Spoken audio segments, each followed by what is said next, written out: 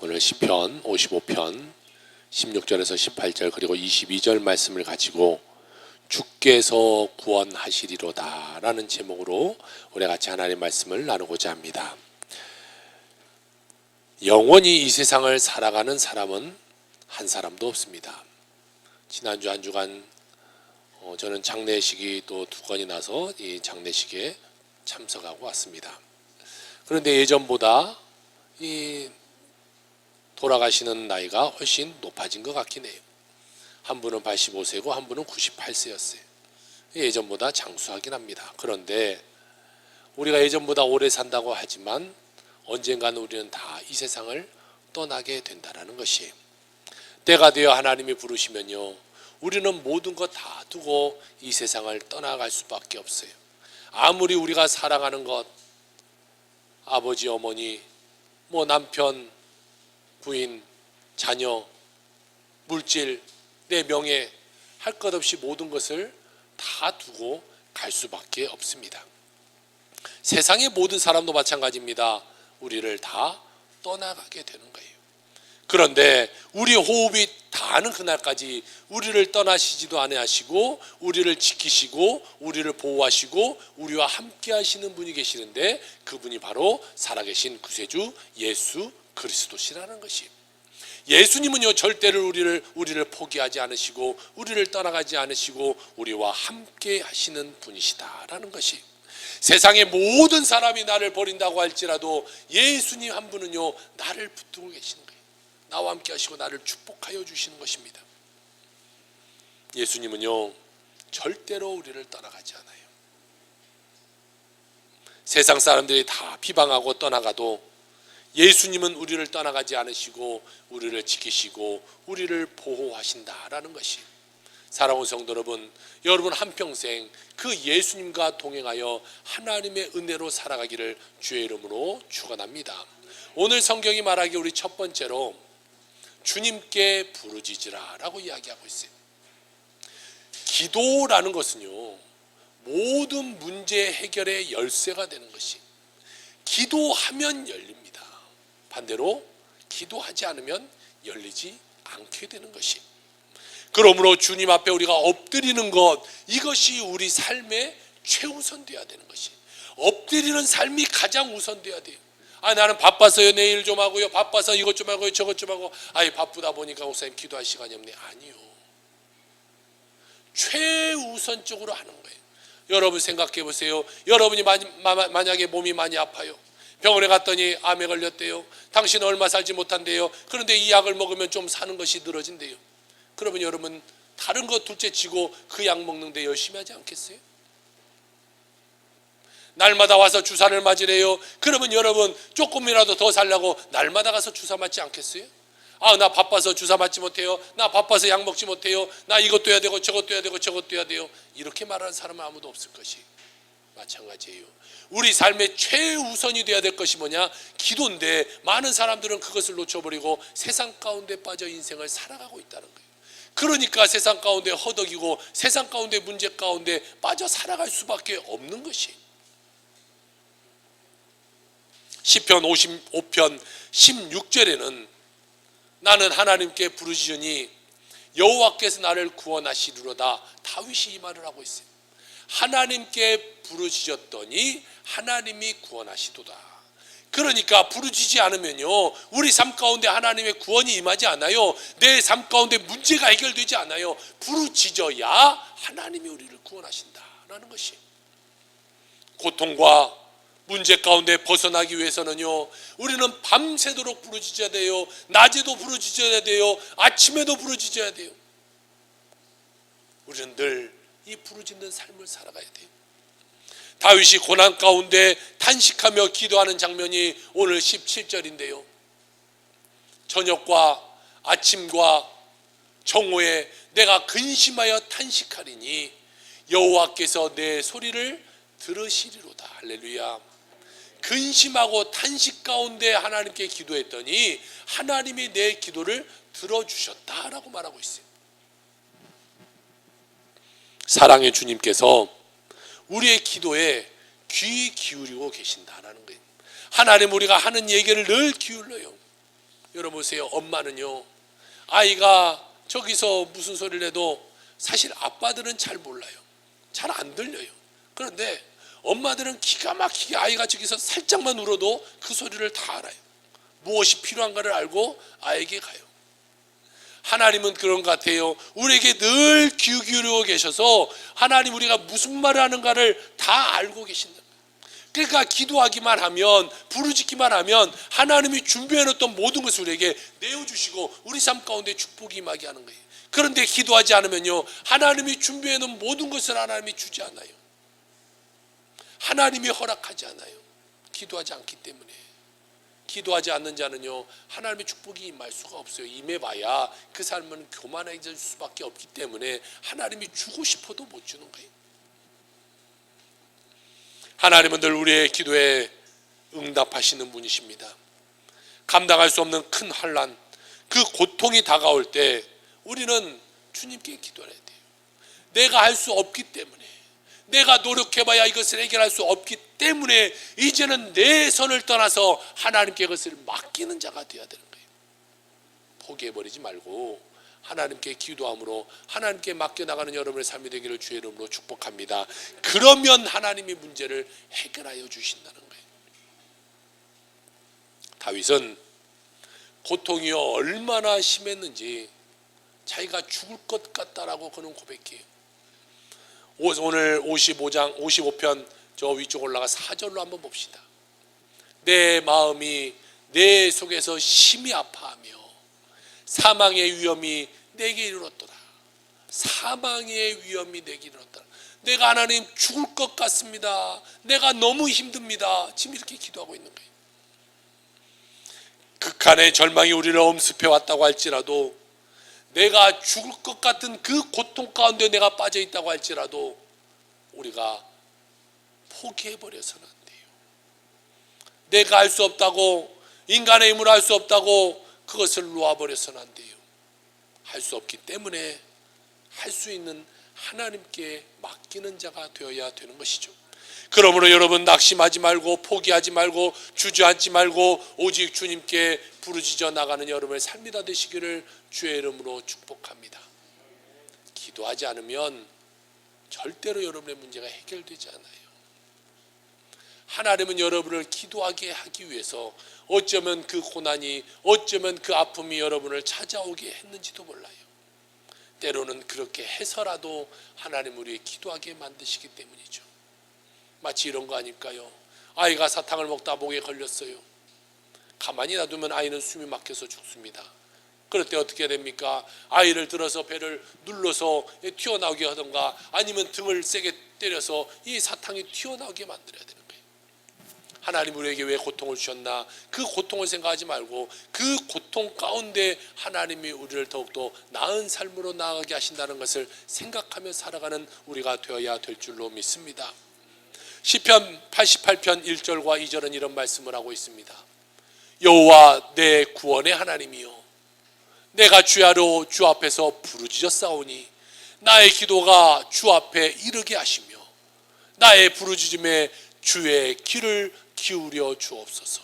나의 부르짖음에 주의 귀를 기울여 주세요. 주님께서 우리의 기도에 귀 기울여 주시고 우리의 기도에 응답하여 주시는 하나님이 되신다는 것을 우리는 깨닫고 나아가는 여러분의 삶이 되길 주의 부탁을 드립니다. 기도해도 안 되던데요? 아니요. 기도하지 않으니까 안 돼요. 아니 해봤는데요? 아니요. 끝까지 기도해보지 않아서 그래요. 기도하면요, 하나님의 때에 하나님은 축복하시는 거예요. 나무를 심자마자 열매 맺기를 바라고 아유 열매가 안 맺내고 나무를 잘라버리면 되겠어요? 심었으면 최소 3년은 잘 가꿔야 조그만 열매가 맺게 되고, 그리고 해가 거듭하면 거듭할수록 더 좋은 열매가 맺어지게 되는 거예요. 우리는 그때까지 물 주고 거름 주고 가지 쳐주고 나무를 잘 가꿔야 되는 것이죠. 기도도 마찬가지예요. 열매가 온전한 열매가 열 때까지 우리는 기도하는 자가 되어야 될 줄로 믿습니다. 이 세상을 살아가는 동안 우리 모든 사람에게는요, 크고 작은 문제가 다 일어나요. 고통이 다 우리를 찾아와요. 고난이 우리를 찾아와요. 그래서 우리의 인생을 뭐라고 부릅니까? 고난의 바다다, 이렇게 말해요. 무엇보다도 죄의 무거운 짐을 우리가 절대로 벗을 수가 없어요. 이 죄의 짐 때문에 많은 사람들이 쓰러지고 넘어지고 인생을 포기해버려요. 우리 죄는 해결할 수 있는 방법이 우리 인간에게는 없어요. 그런데 우리 주 예수 그리스도께서 우리에게 말씀하고 계십니다. 수고하고 무거운 짐진 자들아, 다 내게로 오라. 내가 너희를 쉬게 하리라. 주님만이 우리를 쉬게 할 수 있어요. 여러분, 우리가 큰 짐을 지고 만약 우리가 서울을 간다고 생각해 보세요. 이 짐을 지고 우리가 서울을 가기까지는요, 서울에 갈 때까지 이 짐을 내려놓지 못해요. 그런데 요즘의 세상에는 이 자동차라는 것이 생겼어요. 자동차를 딱 탈 때 그 짐을 트렁크에다 넣어놓고 탁 트렁크 닫고 나는 편안하게 앉아서 서울에 도착하면 그 짐이 서울까지 그냥 도착하게 되는 거예요. 우리는 다 구원의 열차를 탔어요. 이제는 우리의 죄의 짐을 해결할 수 있는 분 예수 그리스도께서 우리에게 말씀하십니다. 야, 구원의 열차를 탔는데 너 무거운 짐 계속 지고 갈 필요 없다. 이제는 내려놔라. 내가 이것을 맡아줄게. 주님께 모든 것을 내려놓고 주님만 의지하며 살아가는 여러분의 삶이 다 되기를 주의 이름으로 축원합니다. 우리는 예수 그리스도, 이 주님 안에서 무거운 짐이 다 벗어져 버려야 되는 것이, 그래서 오늘 성경은 두 번째로 우리에게 말씀하기를 무거운 짐을 주님께 맡겨라 라는 것이, 오늘 22절을 봅시다. 같이 한번 읽어볼까요? 시작. 내 짐을 여호와께 맡기라. 할렐루야. 내 짐을 여호와께 맡겨라. 여러분의 짐은 무엇이 있습니까? 어떠한 짐을 지고 인생을 살아갑니까? 어떠한 고민과 고난 속에서 여러분은 인생을 살아가고 있습니까? 주님이 여러분에게 오늘 말씀하고 있습니다. 무거운 짐을 다 내게 맡겨라. 우리의 마음의 염려, 근심, 걱정, 불안, 초조, 마음의 상처, 슬픔, 아픔 모두 다 그것을 나에게 내려놓으라. 오늘 주님은 우리에게 말씀하고 있습니다. 여러분, 어떠한 짐을 지고 오늘도 주의 전에 왔다면 그것을 내려놓고 가는 여러분의 삶이 되길 주의 이름으로 부탁을 드립니다. 세상의 사람들이 무거운 짐을 다 지고 인생을 나그네 길을 살아가요. 개인의 문제, 가정의 문제, 생활의 문제, 육신의 문제, 질병의 문제, 말 못할 그 내 안의 고통, 상처, 무거운 짐, 이 모든 것이 다 우리에게 있다는 것이, 이 무거운 짐에서 자유로울 수 있는 사람 단 한 사람도 없어요. 우리를 괴롭게 하는 것 때문에 우리는 다 힘들고 어려워요. 오직 전능하신 주님만이 이 모든 것을 해결할 수 있게 된다는 사실을 여러분 기억하길 바랍니다. 그러므로 주님 앞에 우리는 모든 것을 내려놓아야 돼요. 내려놓아야 주님이 담당하시는데 내려놓지 못하니까 주님이 우리의 것을 해결해 주지 못해요. 마트를 가서도 아이들이 이것은 내 과자다고 울면서 그것을 계속 잡고 있어요. 아니에요. 캐시 앞에 가서 내려놔야, 찍고 지불해야 그 다음에 그것이 내 것이 되는 것이, 그 안에서 아무리 그것을 울며 때를 써봐야 그건 내 것이 되지 못해요. 하나님 앞에 여러분 내려놓기를 바랍니다. 내려놓고 하나님이 그것을 계산해버려야 그 내 삶 가운데 그것이 편안함으로 다가오게 되게 되는 것이, 우리를 도우신 하나님 앞에 우리의 모든 짐 내려놓기를 주의 이름으로 축복합니다. 37편 5절에 말씀하기를 내 길을 여호와께 맡기라. 그를 의지하면 그가 이루시고 라고 말하고 있어요. 내 길을 여호와 앞에 맡겨라. 내 길은 뭡니까? 내 미래를 주님께 맡기라는 거예요. 우리의 삶을 주님께 맡기라는 거예요. 그러면 주님이 이루신다라고 말하고 있는데 그 중간에 한마디가 포함되어 있네요. 의지하면이라는 말이 포함되어 있어요. 맡기고 의지해야 이루신다라고 말하고 있어요. 맡기기만 하면 안 돼요. 맡겨놓고 의지해야 돼요. 우리가 은행에 돈을 맡깁니다. 오늘 가서 100만 원을 맡겨놓고 와요. 그러면 통장에 100만 원이 찍혔어요. 그러면 우리가 이 통장에 100만 원을 보면서 1년이 지나도 100만 원이 있는 것을 믿고 10년이 지나고 가서 내가 언제나 찾으면 그 은행에서 100만 원을 돌려줄 것으로 우리는 알아요. 그런데 여러분 보세요. 맡겨놓고 이것을 의심해 본다고 생각하세요. 다음 나가서 또 물어봐요. 아이고 내가 100만 원 어떻게 맡겨놨는데 이게 정말로 있습니까? 다음 나가서 또 물어봐요. 그 다음 나가서 또 물어봐요. 그러면 은행에서 뭐라고 하겠어요? 찾아가시오. 찾아가. 이거 그냥 찾아가면 귀찮아서 못 살겠다고 그러지 않겠어요? 여러분 맡겼으면 의지해야 돼요. 맡겼으면. 주님께도 마찬가지입니다. 내 모든 짐을 주님께 맡겼어요. 그러면 주님을 의지하고 주님이 해결할 것을 믿고 내 삶 가운데 살아가는 거예요. 그러면 주님이 해결하신다는 거예요. 우리가 나아갈 길을 맡겨야 됩니다. 우리의 생각도 우리의 뜻도 우리의 계획도 모든 것을 다 맡기면 주님이 해결한다는 거예요. 여러분 믿음이라는 것이 뭐예요? 믿음은요 맡기는 것이 믿음이에요. 은행을 믿으니까 맡기죠. 여러분이 만약 한 1억이 생겼다고 생각해요. 우리 서혜민 성도한테 한 1억이 생겼어. 제가 갔어요. 성도님 1억 저 좀 빌려주세요. 무이자로 좀 빌려줄 거예요? 대답보다 못 빌려주지. 이제 속으로 가요. 네가 나를 언제 봤다고 빌려주냐? 내가 너를 어떻게 믿고 빌려주냐? 다 그렇게 하니.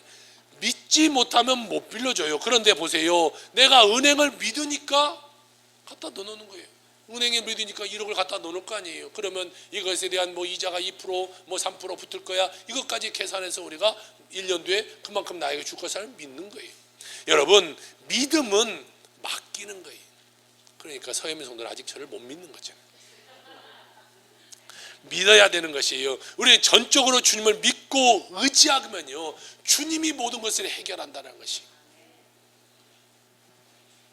맡기면 주님이 책임져 주는 거예요. 믿음이라는 것은 주님께 맡겼으면 이제는 의심하지 않는 단계까지 우리가 가야 돼요. 흔들리지 않아야 되는 것이에요. 날마다 순간마다 모든 무거운 짐을 주님께 맡기길 주의 이름으로 축복합니다. 모든 것은요 다 주님의 은혜예요. 다 하나님의 은혜예요.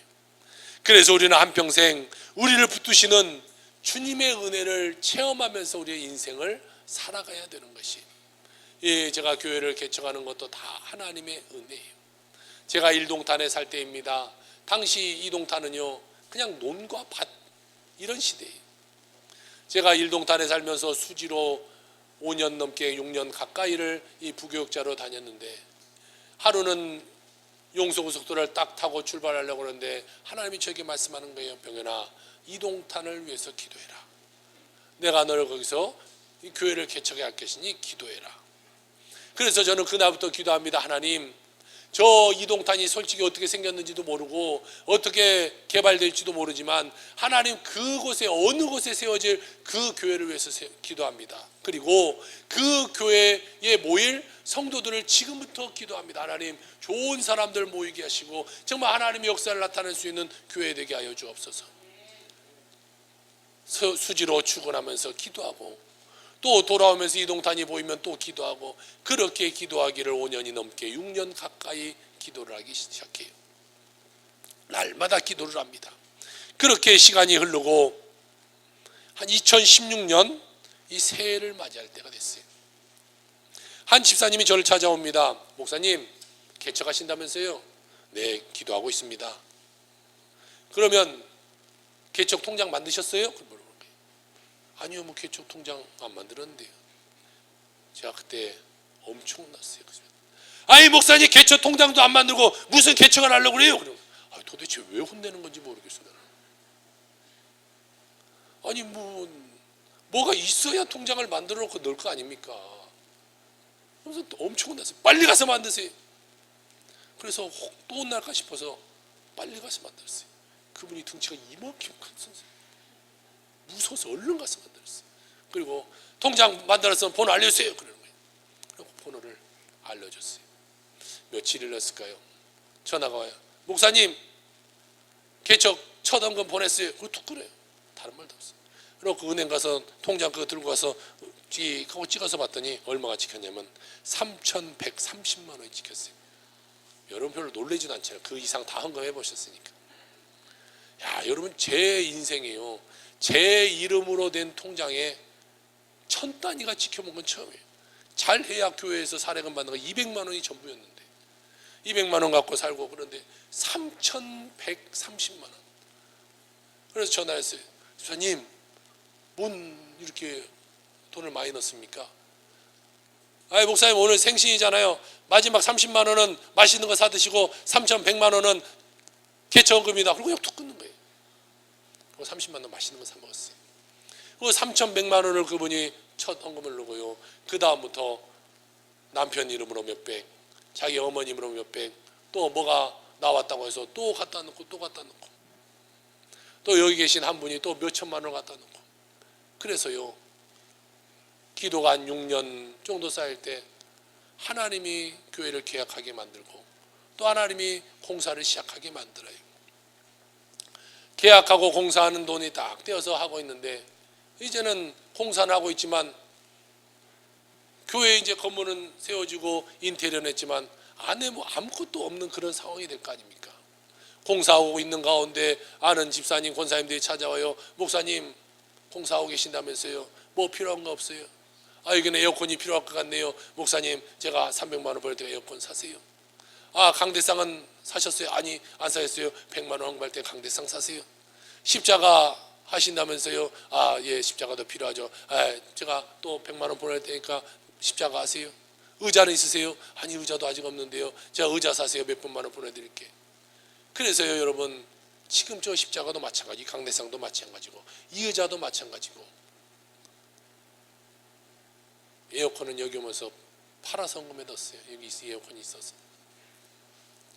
어쨌든 여기 있는 모든 것들이 다 하나님의 기도로, 응답으로 다 이것이 이루어지게 된 거예요. 그래서 권사님 이걸 못 바꾼 거예요. 내가 권사님이 올 때, 목사님 우리 크리스탈로 멋지게 바꿉시다. 좋죠. 크리스탈도 좋지만 또 이것을 헌금해 주신 그분의 마음, 이거 남으니까 그냥 펴놔버리고 좋은 것도 하지 마. 이러면 그분이 알면 얼마나 마음이 상처가 받겠어요. 그분이 우리의 설교를 듣는지 안 듣는지 모르겠지만 저 인터넷에 비춰진 이 강대상을 볼 때마다 그분은 얼마나 또 감동이 되겠어요. 권사님한테는 죄송하지만 그 이분의 처음에 개척할 때 이분들이 다 헌신해 준 것 때문에 우리가 계속해서 믿음으로 나가는 거예요. 여러분, 모든 것은 다 하나님이 하시는 거예요. 제가 무엇을 했겠어요? 저는 할 수 있는 거 없어요. 아, 그래, 이렇게 하자. 벽에는 하나님이 주신 말씀 가디 쓰고 올더 타임을 넣자.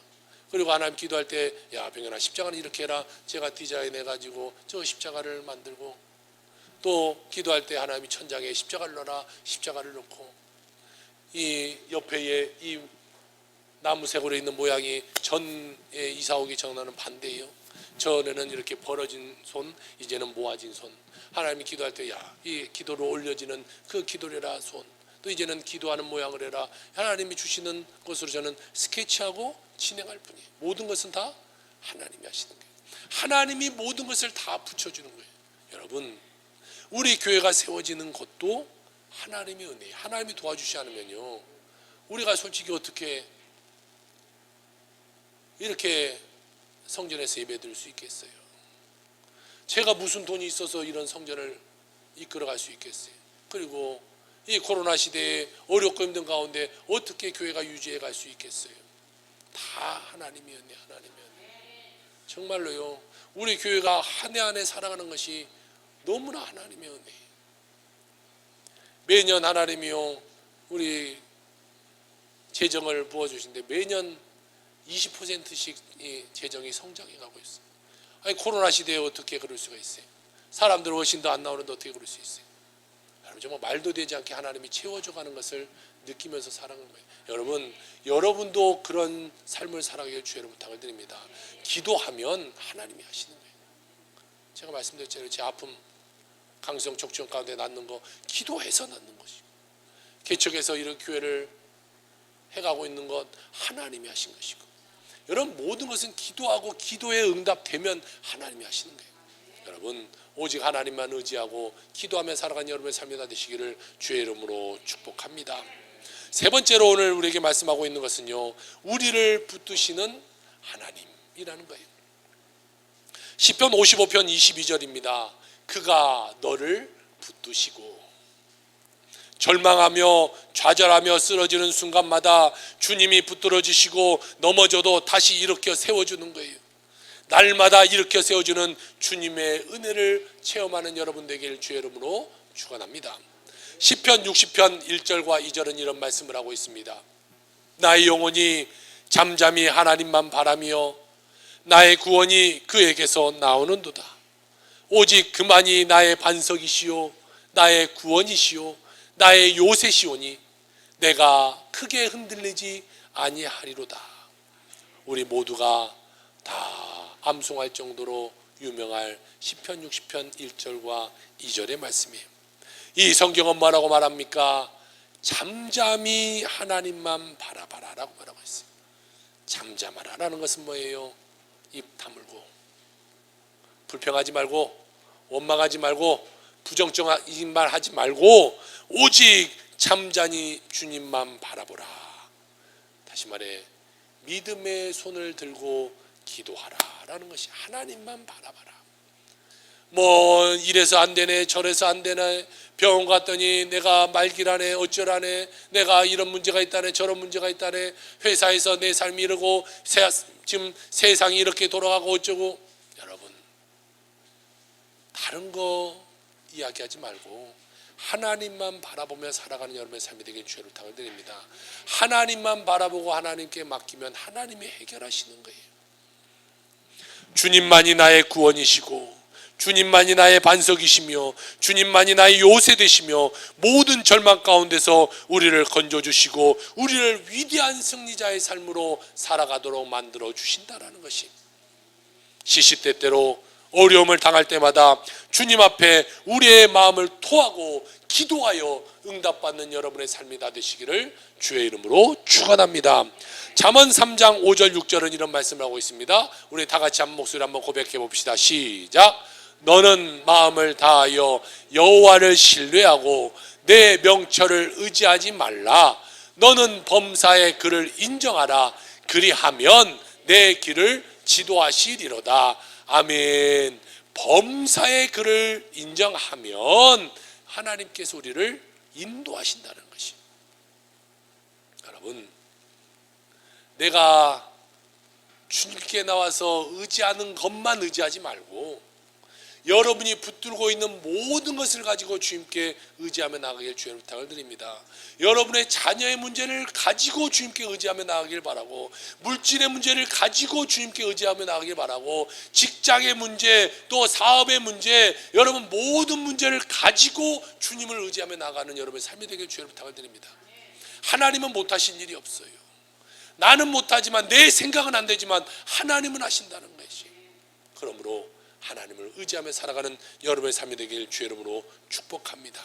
주님은 우리를 붙들어 주시고서 모든 어려움 이기게 만들어 주시고 하나님의 은혜 가운데 승리자로 삶을 살게 하여 주시는 것입니다.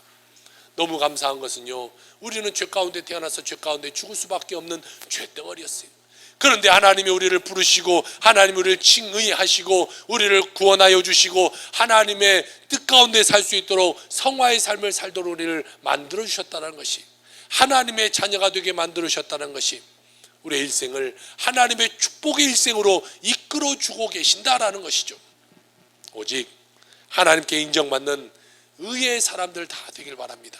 세상에 인정받으려고 살아가는 사람이 아니라 하나님께 인정받아 하나님의 능력 가운데 살아가는 여러분의 삶이 되길 주의 이름으로 축복합니다. 시편 1편 마지막 절은 이런 말씀을 하고 있습니다. 무릇 의인의 길은 여호와께서 인정하시나 악인의 길은 망하리로다. 의인은 하나님이 인정해 주시는 거예요. 그러나 악인의 길은 하나님이 망하게 하신다는 것입니다. 우리를 괴롭히는 악인 하나님이 망하게 하시는 거예요. 그러므로 우리는 그것까지도 하나님께 기도하며 살아가는 자가 되어야 돼요. 믿음의 사람 되길 바랍니다. 말씀의 사람 되길 바랍니다. 성령의 사람 되길 바랍니다. 성령 충만의 사람 되기를 주의 이름으로 부탁을 드립니다.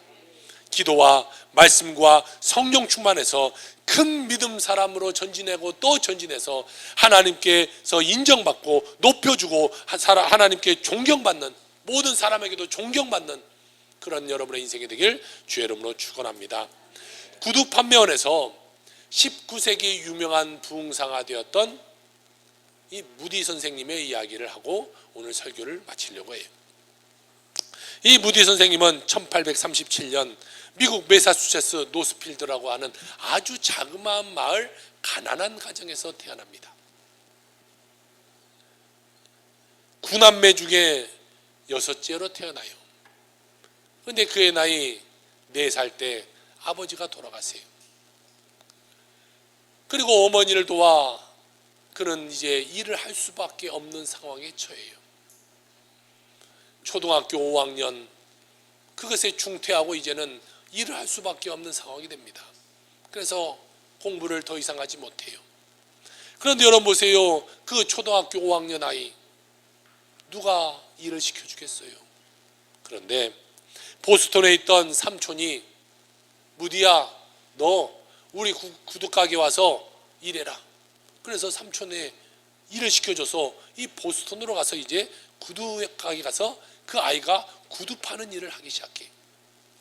그런데 삼촌이 말해요. 야, 너 여기서 일 시켜주는 조건이 하나 있는데 주일날에는 나와 같이 교회 가는 거다. 그래서요 이 무디는 어렸을 때부터 이 삼촌 손을 잡고 주일날 교회를 갑니다. 그리고 교회 가서 그가 성령 충만함을 받고 예수를 만나고 그의 인생이 달라지게 되었어요.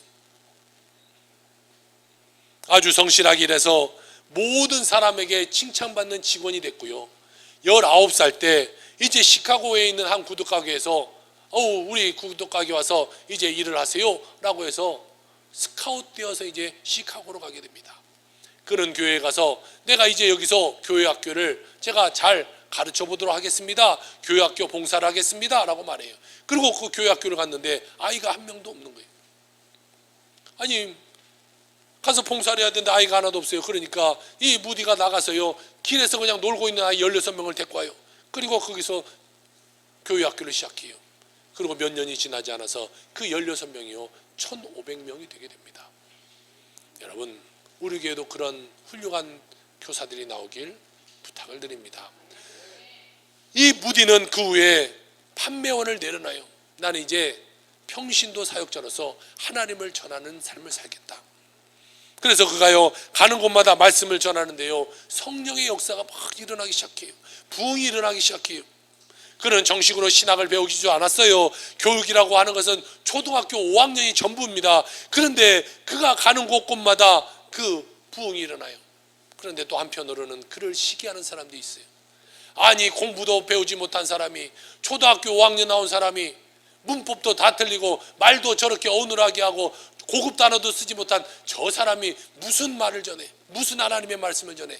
사람들은 무시하고 그를 조롱했어요. 그러나 그는 조금도 그 엘리트들의 말에 신경 쓰지 않고 당당하게 귀한 사역을 감당해 나가기 시작합니다. 그리고 가는 것보다 큰 부흥을 일으켜요. 한평생 무디 선생님과 귀한 사역을 하고 무디 신학교를 세운 아레이 토레이 박사님이 무디가 하나님이 쓰신 7가지 이유에 대해서 이렇게 기록하고 있습니다. 첫째, 그는 전적으로 주님께 항복한 사람이었다. 둘째, 그는 기도의 사람이었다. 셋째, 그는 하나님의 말씀에 관해 깊이 있고 실제적인 연구가였다. 넷째, 그는 겸손한 사람이었다. 다섯째, 그는 돈을 사랑함으로부터 완전히 자유했다. 여섯째, 길 잃어버린 자와 구원에 대한 불타는 열정이 있었다. 일곱째, 그는 위로부터 임한 권능을 확실히 부여받은 사람이었다라고 그를 말합니다. 그는 성령 체험을 받고 난 후 성령의 사람이 되어서요 가는 곳곳마다 복음의 역사가 일어나는데 엘리트들은 그를 욕했잖아요. 그런데 그가 당대의 최고의 엘리트라고 하는 하버드, 예일, 프리스턴 이런 곳에 다니는 학생들을 말씀으로 변화시켜서 그들을 선교사로 내보내는 사람이 되었어요. 그가 특별히 사랑했던 성경 구절이 하나 있는데 이사야 50장 7절의 말씀입니다. 주 여호와께서 나를 도우심으로 내가 부끄러워하지 아니하고 내 얼굴을 부싯돌같이 굳게 하셨으므로 내가 수치를 당하지 아니할 줄 아노라. 무디가 저 말씀을 사랑했다는 것은 얼마나 많은 사람들이 저 사람을 공격했는가를 우리가 알 수가 있습니다. 사랑하는 성도 여러분, 주님이 우리와 함께 하심으로 우리는 부끄러워하지 않아야 돼요. 주님이 우리와 함께 하심으로 우리는 수치를 당하지 아니하게 하신다는 것입니다. 오직 당당히 주님의 손 붙잡고 주님과 동행하고 믿음으로 전진해 나가는 여러분의 삶이 되길 주의 이름으로 축원합니다. 한평생 주님과 동행함으로 믿음으로 승리해 나가 하나님의 축복받는 인생 살아가는 여러분의 모든 삶 되시기를 주의 이름으로 축원합니다. 아멘. 기도합시다.